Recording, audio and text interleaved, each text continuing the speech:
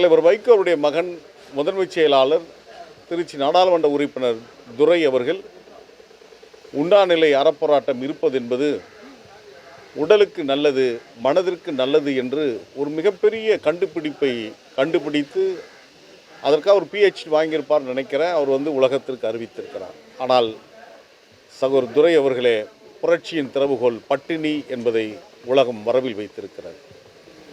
உட்கட்சி ஜனநாயக படுகொலையை கண்டித்து தான் இந்த அறப்போராட்டத்தை நாங்கள் மேற்கொள்கின்றோம். 21 ஆண்டு காலம் நான் கட்சியினுடைய துணை பொதுச் செயலராக பணியாற்றியிருக்கிறேன். நான் கேட்கவில்லை, ஆனால் தோழர்கள் கேட்கிறார்கள், நாட்டு மக்கள் கேட்கிறார்கள். ஏன் உங்களுக்கு அடுத்த நிலையில் உங்களுக்கு பொறுப்பு வழங்கப்படவில்லை? முதன்மைச் செயலாளர் அல்லது பொருளாளர் அல்லது அவைத்தலைவர் என்ற பொறுப்புகளை ஏன் உங்களுக்கு வழங்கப்படவில்லை என்ற கேள்வியை இன்றைக்கு வினா தொடுத்திருக்கிறார்கள். அதற்கு நீங்கள் பதில் சொல்லியாக வேண்டும். டயா பூஸ்டர் சுகருடைய ரிமோட் கண்ட்ரோல் இனி உங்க கையில. அனைத்து மருந்து கடைகளிலும் கிடைக்கும்.